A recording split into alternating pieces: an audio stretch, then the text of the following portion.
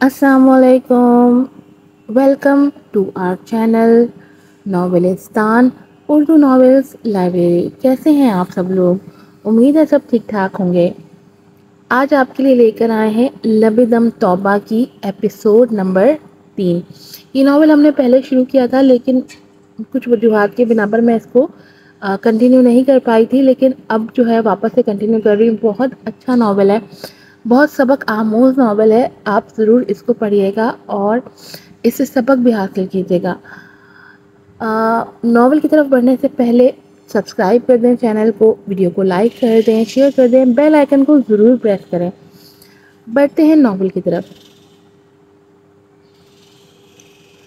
एक मसरूफ शाहराह पर दाएं हाथ बनी जदीद तर्ज की 2 मंजिला इमारत हर राहगीर को अपनी जानिब मुतवज्जा करती नजर आ रही थी।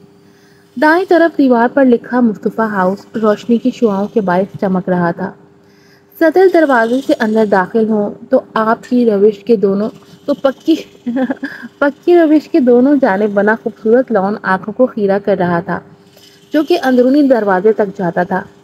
लॉन में मौजूद अनवा शाम के पौधे वहां रहने वालों की दिलचस्पी का अक्कास थे। दाएं जानिब थोड़ा हटकर फव्वारा नस्ब किया गया था, जबकि बाएं जानिब लॉन में बैठने के लिए चंद मेज और कुर्सियां मौजूद थीं और साथ ही एक झोला नस्ब किया गया था। अंदरूनी दरवाजे से अंदर दाखिल हों तो ऐन सामने भूरे कालीन से ढकी सीढ़ियां ऊपरी मंजिल तक जाती थीं। सीढ़ियों के दाएं जानिब किचन और साथ ही जदीद तर्ज का गेस्ट रूम मौजूद था, जबकि बाएं जानिब लाउंज, जहां भूरे रंग की लकड़ी के सोफे और शीशे की मेज मौजूद थी। लाउंज के साथ ही ड्राइंग रूम में उसके साथ ही एक और कमरा मौजूद था। एसपी शाहजैन भरपूर नजरों से घर का जायजा लेते हुए ड्राइंग रूम में दाखिल हुआ था।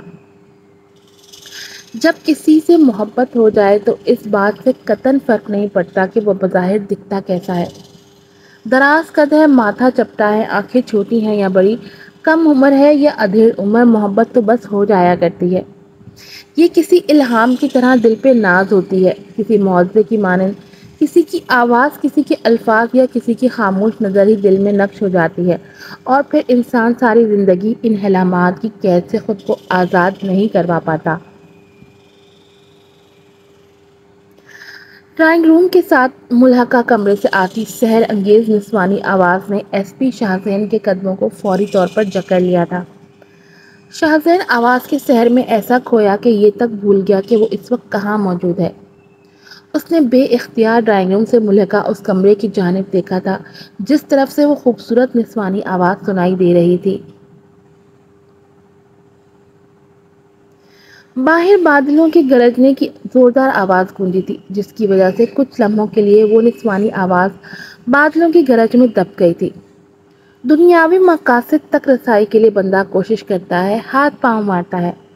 डिग्रियां हासिल करने के लिए सालों पढ़ाई, फिर नौकरियों के पीछे महीनों ख्वार होता है। क्या क्या सऊबतें बर्दाश्त करता है। कभी सोचा है कि रब को जो हमारी शहरत से भी करीब है, इस लगन इस तरफ से मिलने की जुस्तजू की है। हमारी इबादत में वो इखलास है जो इखलास दुनियावी मकासद हासिल करने के लिए सर्व करते हैं। शाहजैन चंद लम्हों के लिए उस आवाज़ के तिलस्म में खो गया था। बाहर मौसलाधार बारिश तसलसल से जारी थी। जस्तजू करने वालों को ही रब मिलता है, बगैर जस्तजू और लगन की नौकरी नहीं मिलती। रब कहाँ से मिलेगा? रब मिलता है लेकिन उन दिलों को जो उसको पाने की तलब करते हैं। हिदायत भी उन लोगों ही का मुकद्दर बनती है जो हिदायत मांगते हैं।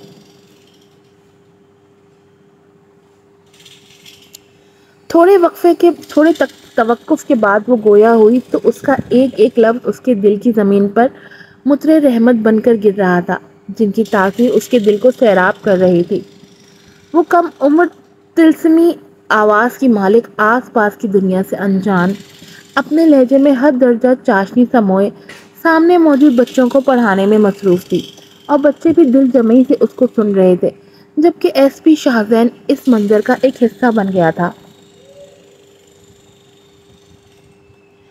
बारिश की बरसती बूंदों में किसी ख्याल की मानिंद तुम्हारा ये दिल फरेब चेहरा शायद मुझे मोहब्बत की जंजीरों में जकड़ने के लिए काफ़ी है। हाँ, सुना था मैंने लोगों से پڑھا تھا پھر کتابوں میں کہ محبت ایک خطا سی ہے، مگر جانا سنو جانا، مجھے تو یہ عطا سی ہے۔ تمہاری یہ دل نشیں آنکھیں کسی شاعر کا مصرع ہے، کئی پھولوں کی خوشبو ہے، پھر تمہاری یہ ادائیں بھی کرواتی ہیں خطائیں بھی، کہ میں تم کو چاہ بیٹھا ہوں،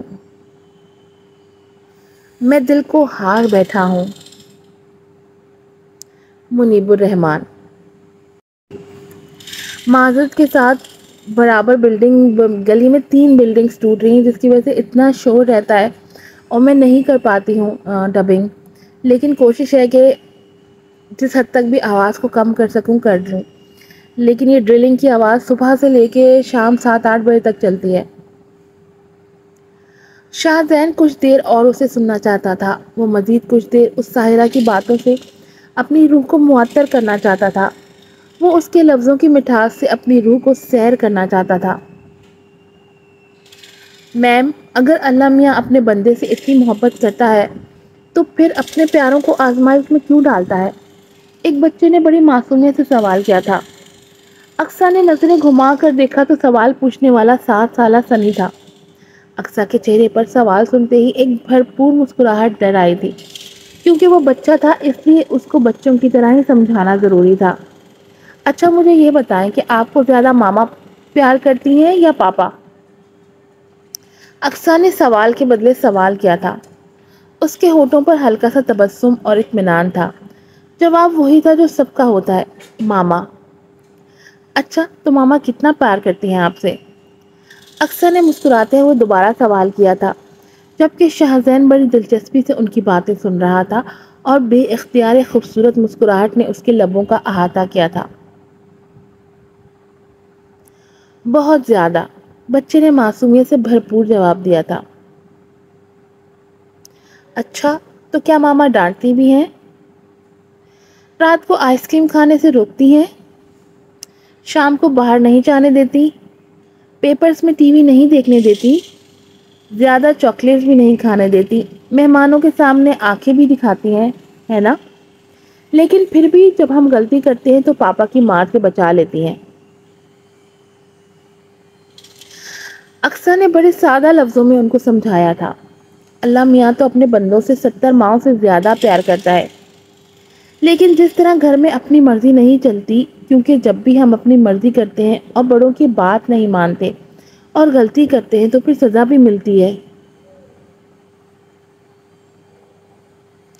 بالکل ایسے ہی دنیا ہمارا بہت بڑا گھر ہے۔ اس دنیا کے کسی بھی کونے میں ہم چلے جائیں، ہمیں اللہ کی بات ماننی ہوگی، کیونکہ وہ ہمارا مالک اور خالق ہے۔ اگر ہم نہیں مانیں گے اور غلطیاں کریں گے تو پھر پتہ ہے کیا ہوگا؟ بچے بہت مبہوت ہو کر سن رہے تھے، سب یک زبان ہو کر بولے تھے، کیا؟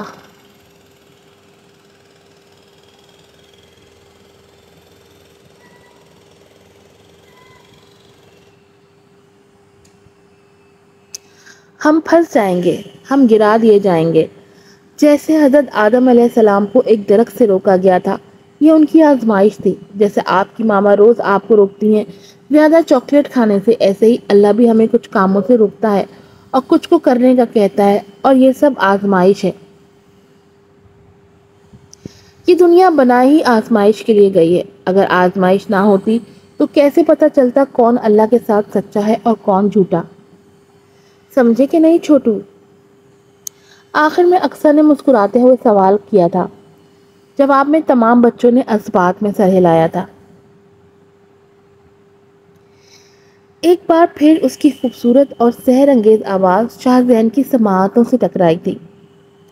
اس کے لفظوں میں ایسی تاثیر تھی کہ شاہ زین کچھ دیر کے لیے اپنے حواسوں میں نہیں رہا تھا۔ اس کی آواز میں ایسی چاشنی تھی جیسے کسی نے دھیمے سروں مدھر سا گیت چھیڑ دیا ہو، جیسے سیاہ رات میں دیپ جل اٹھے ہوں۔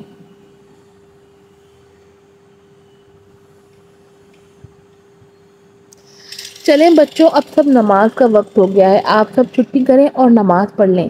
یاد رہے جب انسان کی پیشانی زمین کو چھوتی ہے تو اللہ اس کی تمام مشکلیں آسان کر دیتا ہے، اس لیے نماز میں کبھی غفلت نہیں کرنی چاہیے۔ اقصیٰ نے مسکراتے ہوئے کہا تھا اور بچے اپنی چیزیں سمیٹتے ہوئے اٹھ کر جانے لگے تھے۔ اس کی آواز میں اتنی مٹھاس تھی کہ جیسے صحرا میں محبت کا شہد طاری ہو جائے، جیسے کسی حسینہ کے گالوں پر سرخی، جیسے پھولوں کی سطح پر چھلکتی شبنم کی قطریں، جیسے محبت کے صحرا میں کسی حسین دوشیزہ کی غزال آنکھیں، جیسے کسی پہاڑ پر تیزی سے بہتے ہوئے چشمے سے گرنے والے پانی کی آواز، جیسے کسی گلستان میں کھلے گلاب کی خوشبو۔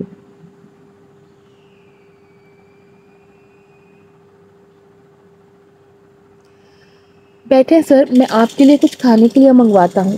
مصطفیٰ کی آواز نے سلسلی ماحول کا سکوت توڑا تھا۔ شاہزین نے پلٹ کر اس کی طرف دیکھا تھا اور ایک نظر اس سحر انگیز آواز والی لڑکی پر ڈالتے ہوئے صوفے پر براجمان ہو گیا تھا۔ مصطفیٰ سمجھ گیا تھا کہ شاہزین اقصیٰ کی باتیں سن کر متجسس ہے۔ یہ میری چھوٹی بہن اقصیٰ ہے، اسلامک اسٹڈی میں ماسٹر کر رہی ہے اور بچوں کو پڑھانے کا جنون ہے، اس لیے روز شام کو محلے کے بچے ان کے پاس پڑھنے کے لیے آتے ہیں، اور اگر کسی دن بدقسمتی سے بچے نہیں ملتے تو پھر کچھ دیر کے لیے ہمیں ہی بچہ بن کر اس کا لیکچر سننا پڑتا ہے۔ مصطفیٰ نے شاہزین کے کچھ کہنے سے قبل خود ہی تعارف کروا دیا تھا۔ اچھا، یہی وہ گڑیا جیسی چھوٹی ہے جس کو یونیورسٹی چھوڑنے کے چکروں میں جناب پہلے ہی دن میری ڈانٹ سن چکے ہیں۔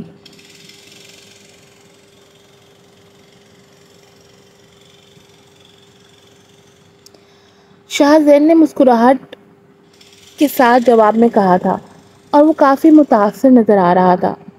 جی سر، یہی ہے وہ آفت کی پڑیا، بس شکل سے معصوم لگتی ہے لیکن حقیقت میں پوری چڑیل ہے، کسی بات پر اڑ جائے تو اس کو قائل کرنا مشکل ہو جاتا ہے۔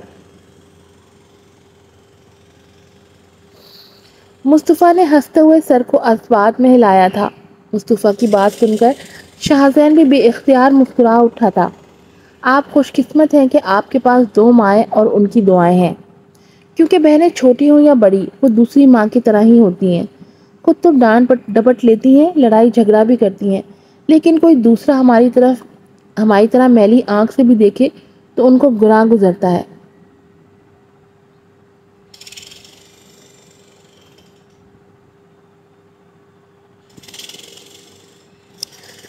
شاہزین نے مسکراتے ہوئے کہا تو جواب میں مصطفیٰ نے بھی خوشگوار انداز میں دھیما سا ہنستے ہوئے اس کی بات سے اتفاق کیا تھا۔ آپ آرام کریں، میں آپ کے لیے کچھ بنوا کر لاتا ہوں۔ تھوڑی دیر بعد مصطفیٰ نے مسکراتے ہوئے کہا اور اپنی بات کو عملی جامہ پہنانے کے لیے قدم بڑھائے تھے۔ نہیں، اس کی ضرورت نہیں ہے، بس بارش رک جائے تو میں گھر چلا جاؤں گا، تب تک آپ میرے ساتھ بیٹھیں، گپ شپ لگاتے ہیں۔ شاہزین نے فوراً سے بیشتر اس کو منع کیا تھا، لیکن وہ کہاں رکنے والا تھا۔ نہیں سر، کھانا کھائے بغیر تو میں آپ کو ہرگز نہیں جانے دوں گا، آپ بس تھوڑا انتظار کریں، میں بس یوں گیا اور یوں آیا، پھر خوب باتیں کریں گے۔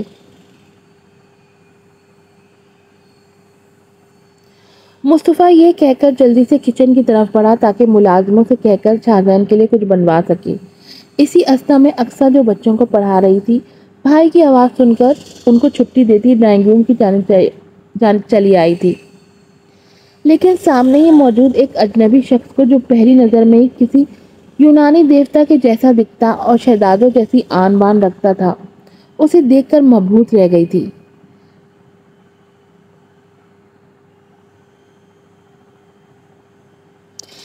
تیری ایک نظر کا کمال تھا جو سوال میرے لے گیا۔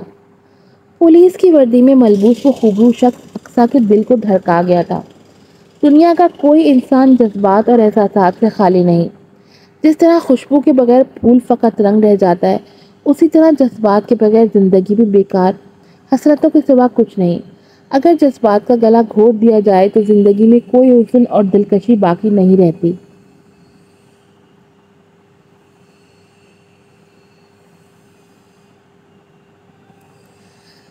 تیرے ہونے کا وہ اعجاز تھا جو حواس میرے لے گیا۔ وقت، زمانہ، لمحے اور ساعتیں اپنی رفتار بھول گئے تھے۔ ہر جذبے، ہر احساس و کیفیات نے الفاظ کا جامہ پہننے سے انکار کر دیا تھا۔ تیری چشم کا وہ جمال تھا جو الفاظ میرے لے گیا۔ اقصیٰ جو مصطفیٰ کو وہاں سمجھتی کچھ کہنے والی تھی، کہتے کہتے رک گئی۔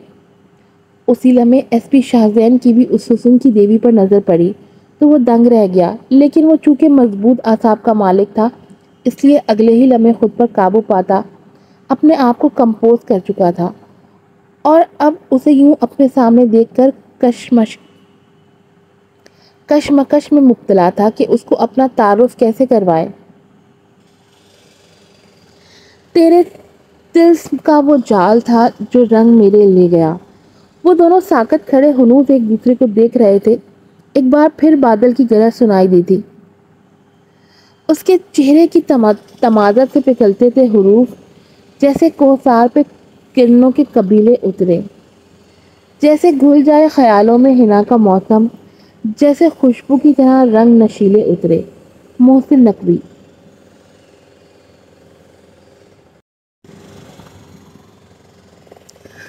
اقصیٰ تم یہاں کیا کر رہی ہو؟ جاؤ کچن میں ملازموں کا ہاتھ بٹاؤ، مہمان آئے ہیں، کچھ کھانے کے لیے بناؤ۔ مصطفیٰ کی آواز نے سکوت توڑا تھا تو وہ اچانک سے ہڑبڑا گئی اور پھر فوری سنبھلتے ہوئے بولی، بھائی وہ میں تو آپ کی آواز سن کر آئی تھی۔ اقصیٰ نے شاہزین کی طرف دیکھتے ہوئے دھیمے سے لہجے میں جواب دیا تھا۔ شاید وہ شاہزین کو دیکھ کر متجسس تھی۔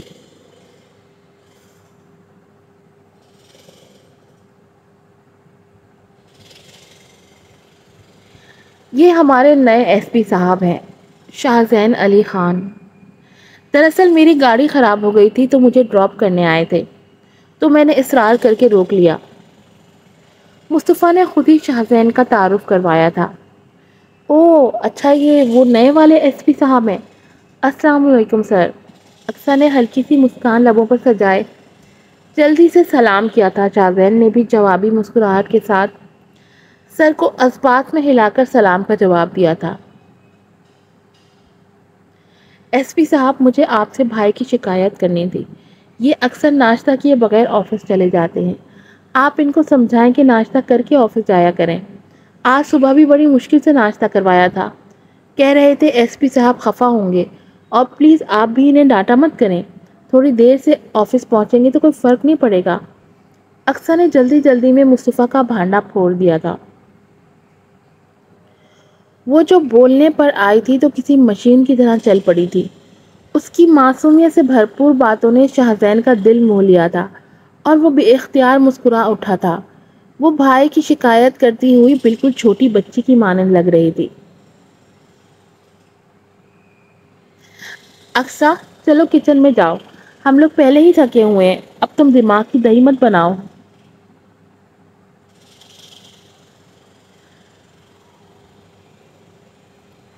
مصطفیٰ نے اس کو گھور کر کہا تھا، کیونکہ وہ شاہزین کے سامنے اس کا سارا کچا چھٹا کھول سکتی تھی۔ بھائی کے تیور خطرناک دیکھ کر اس نے وہاں سے بھاگنے میں ہی عافیت جانی تھی، جبکہ شاہزین اس کو وہاں سے رفو چکر ہوتے دیکھ کر ایک بار پھر مسکرا دیا تھا۔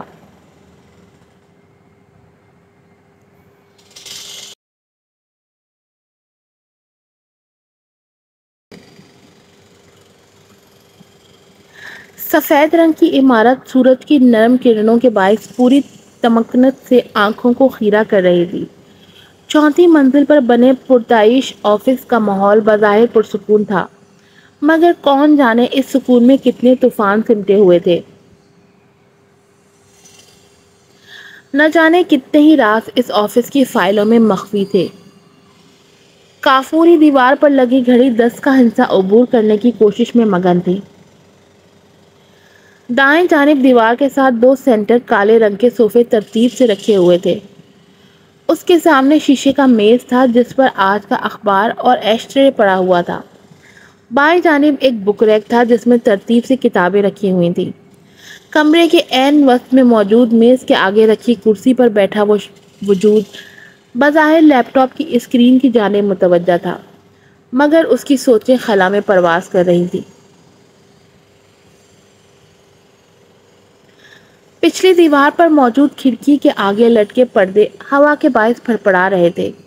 یہ آفس بظاہر امپورٹ ایکسپورٹ کے بزنس کے لیے بنایا گیا تھا، لیکن پس پردہ تمام غیر قانونی کاموں کی نگرانی یہیں سے ہو رہی تھی۔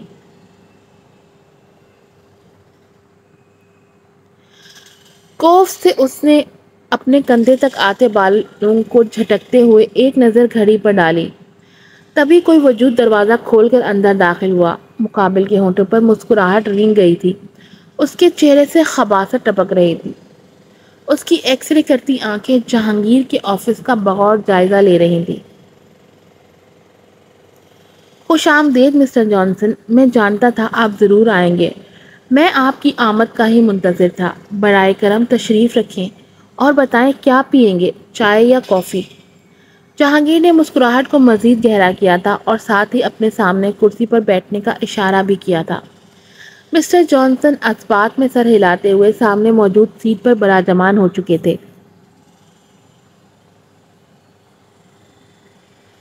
کافی دنوں بعد آپ سے ملاقات ہو رہی ہے، بتائیں مزاج کیسے ہیں؟ لگتا ہے ضرور کوئی مصیبت آن پڑی ہے کہ مسٹر جانسن کو خود یہاں تک آنا پڑا۔ جہانگیر نے کرسی کی پشت سے ٹیک لگاتے ہوئے دریافت کیا تھا۔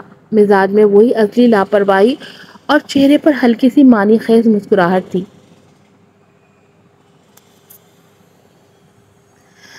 جوزف کی حالت دیکھ کر پورے شہر میں دہشت کا سما ہے۔ میڈیا پر اس کے خوب چرچے ہو رہے ہیں اور پولیس اس کے سفاک قاتل کو ڈھونڈنے کے لیے سرگرم ہے۔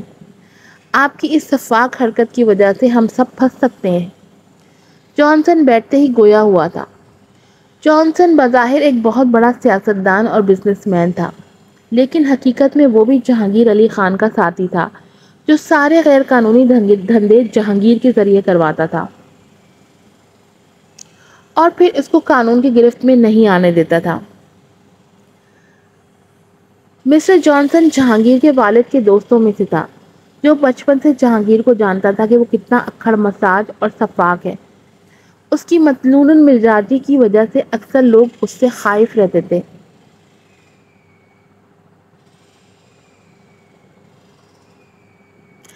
آپ اچھی طرح جانتے ہیں کہ جہانگیر غداروں کو کبھی معاف نہیں کرتا۔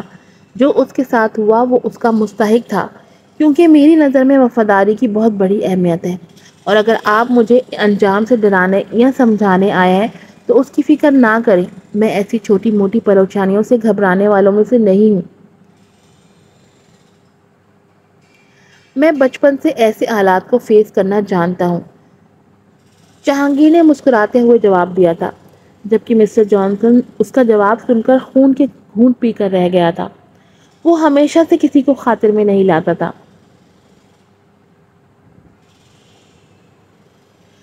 جہانگیر، وہ پولیس کا آدمی تھا، تمہیں تھوڑی احتیاط کرنی چاہیے تھی۔ اب پولیس کتنا ہنگامہ کرے گی اور میرے اوپر بھی بہت زیادہ پریشر بڑھ رہا ہے۔ تم نے جتنی شفافیت سے اس کو مارا ہے اس وجہ سے کیس بہت بگڑ گیا ہے۔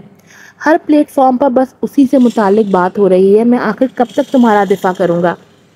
جانسن نے سنجیدگی سے جواب میں کہا تھا، جبکہ جہانگیر نے اس کی بات سن کر قہقہہ لگایا تھا۔ کیا بات ہے مسٹر جانسن، کہیں آپ خوفزدہ ہو کر پیچھے تو نہیں ہٹ رہے؟ لیکن ایک بات یاد رکھیں، جہانگیر نہ تو کسی سے ڈرتا ہے اور نہ ہی کسی پسپا شخص کی طرح میدان چھوڑ کر بھاگتا ہے۔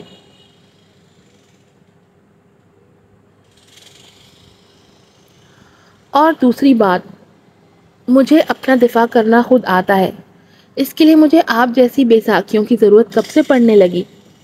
آپ اچھی طرح جانتے ہیں جہانگیر اپنا راستہ خود بناتا ہے اور مجھے اس راستے میں کمزور موروں کو ہمراہ بنانے کی ہرگز ضرورت نہیں ہے۔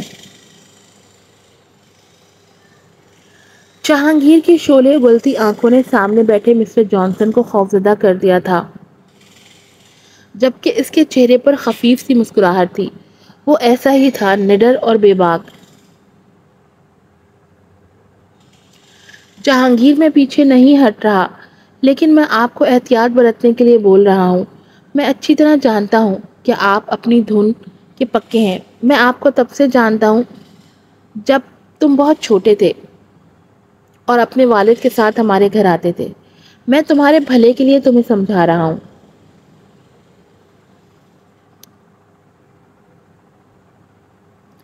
مسٹر جانسن نے اپنے خوف کو چھپاتے ہوئے عام سے لہجے میں جواب دیا تھا۔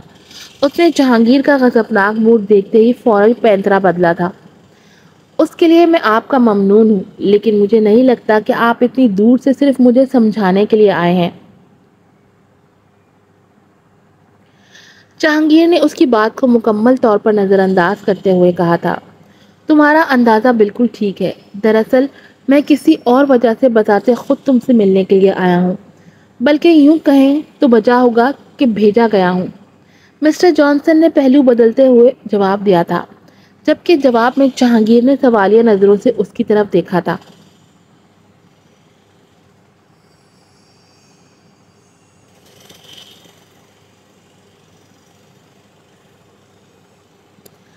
مسٹر جیک جاننا چاہتے ہیں کہ انہوں نے کراچی سے جو مال منگوایا تھا وہ ابھی تک پہنچا کیوں نہیں اور کب تک پہنچے گا؟ اس کو خاموش پا کر مسٹر جانسن نے خود ہی بتا دیا تھا۔ مسٹر جیک کا شمار برطانیہ کے امیر کبیر افراد میں ہوتا تھا۔ وہ ان افراد میں تھا جو پس پردہ رہ کر تمام کھیل کھیلتے تھے، لیکن بظاہر شرافت کا لباس پہنے انسانی خدمت کے جھوٹے نعرے لگاتے تھے۔ مسٹر جیک سے کہیں کہ بے فکر رہیں، ان کا کام جلدی ہو جائے گا۔ جہانگیر اپنے وعدے سے پھرنے والوں میں سے نہیں ہے۔ وعدے کے مطابق ان کو ان کی مطلوبہ چیز مل جائے گی۔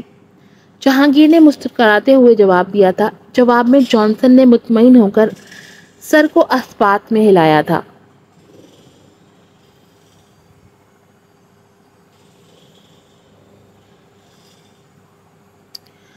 صبح کی ہوا کے جھونکے انسانی دل و دماغ میں شادابی پیدا کرتے ہیں اور انسان تھکاوٹ محسوس نہیں کرتا۔ مس رفت اٹھتے ہی تازہ دم ہونے کے لیے بعد ہمیشہ کی طرح سیدھا اپنے چھوٹے سے باغیچے کی طرف گئی تھی، جس کو اس نے اپنے ہاتھوں سے سجایا تھا، جس میں طرح طرح کے پھول لگے ہوئے تھے۔ پھولوں کی خوشبو سے پورا باغیچہ مہک رہا تھا۔ شبنم کے قطرے موتیوں کی طرح پھولوں کی پتیوں پر دکھائی دے رہے تھے۔ اس کی آنکھیں تراوت اور سرور محسوس کر رہی تھیں۔ اس نے مسکان چہرے پر سجائے گلاب کے پھول کی مہک اندر اتارتے ہوئے اس کو نرمی سے چھوا تھا۔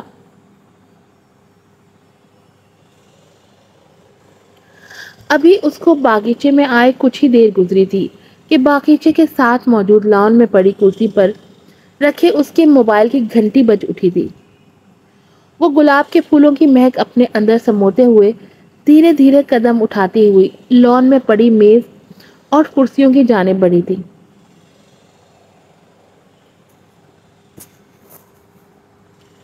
اسکرین پر جگمگاتا نام دیکھ کر اس کے ہونٹوں پر ہلکا سا تبسم پھیلا تھا۔ اس نے یس کا بٹن دبایا اور ایک کرسی پر براجمان ہو گئی تھی۔ آج ہماری یاد کیسے آ گئی؟ برمنگھم کے پپڑے ہوئے شیر کو، یا پھر بعد میں کوئی خواب دیکھ رہی ہوں؟ اور اگر یہ خواب ہے تو پھر بہت حسین خواب ہے، اور میں چاہوں گی ایسے خواب میں روز دیکھوں۔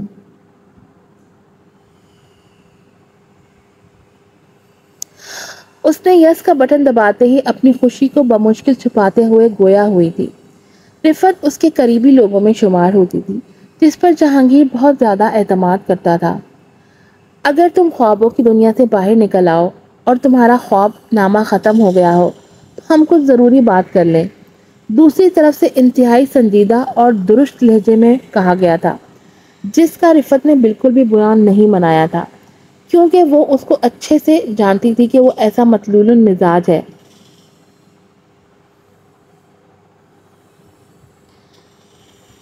جانتی تھی کچھ ضروری کام ہی ہوگا، ورنہ ہم جیسے لوگوں کی یاد آپ کو کہاں آتی ہے۔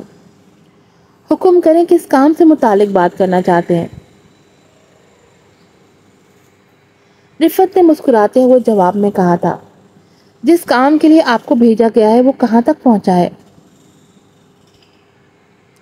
دوسری طرف سے اس کی بات کو نظر انداز کرتے ہوئے پوچھا گیا تھا۔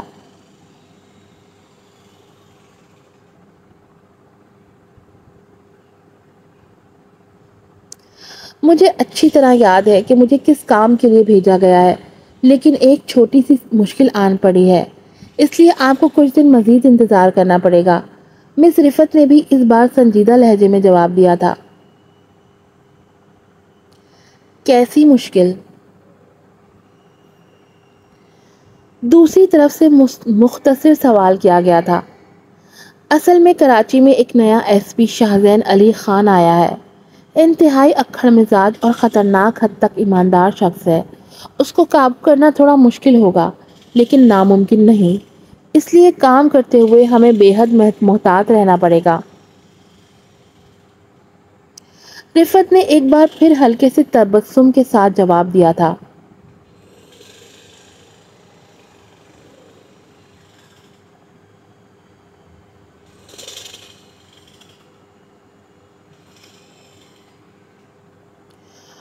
اور انسپیکٹر مصطفیٰ کے بارے میں کیا رائے ہے؟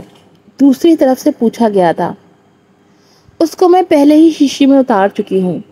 امید ہے وہ زیادہ خطرناک ثابت نہیں ہوگا، لیکن شاہزین ہر معاملے میں ٹانگ اڑائے گا کیونکہ اس نے آتے ہی ساری فائلیں نکلوانا شروع کر دی ہیں، اور مجھے لگتا ہے کہ اگر وہ ایسے ہی چلتا رہا تو وہ ہمارے کام میں بھی ٹانگ اڑائے گا۔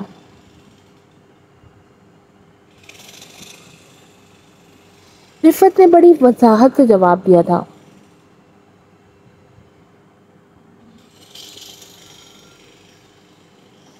مجھے تم پر پورا بھروسہ ہے، تم کسی کو بھی شیشے میں اتار سکتی ہو، ایس پی شاہزین کو بھی سنبھال لوگی۔ دوسری طرف سے اس کی صلاحیتوں کا اعتراف کیا گیا تھا، سوائے تمہارے۔ رفعت نے ہنستے ہوئے جواب دیا تھا۔ شٹ اپ، اب زیادہ فری ہونے کی ضرورت نہیں، فون رکھو، مجھے اور بھی بہت سے کام ہیں۔ ایک بار پھر لائن پر موجود شخص نے سختی سے ڈانٹا تھا اور لائن کٹ گئی تھی۔ آج کی ایپیسوڈ یہیں پر ختم ہوتی ہے۔ یہ ایک اسٹوری ہے بہت ہی ایماندار پولیس والے کی، جو کہ جتنا زیادہ ذہین اور شاطر ہے اتنا ہی زیادہ ہینڈسم اور پیارا بھی ہے۔ یہ اسٹوری ہے شاہزین کی، جو کہ ایک بہت ہی ایماندار اور سچا پولیس والا ہے، جس کا بیک گراؤنڈ تو فیوڈل سسٹم سے بلانگ کرتا ہے، لیکن وہ خود ہمیشہ سے ایک پولیس والا بننا چاہتا تھا اور اپنے سسٹم کو، اپنے ملک کے لیے خدمت کرنا چاہتا تھا اور اپنے سسٹم کو ٹھیک کرنا چاہتا تھا۔ تو دیکھتے ہیں کہ کہاں تک شاہزین کی کوششیں کامیاب ہوتی ہیں، کیا وہ اس سسٹم کو ٹھیک کر پاتا ہے یا وہ بھی شکار ہو جاتا ہے ان ساری سازشوں کے اور ہمت ہار جاتا ہے۔ یہ سب جاننے کے لیے آپ دیکھتے رہیے لب دم توبہ۔ پھر ملوں گی آپ سے ایک نئے ناول اور ایک نئی ایپیسوڈ کے ساتھ۔ السلام علیکم۔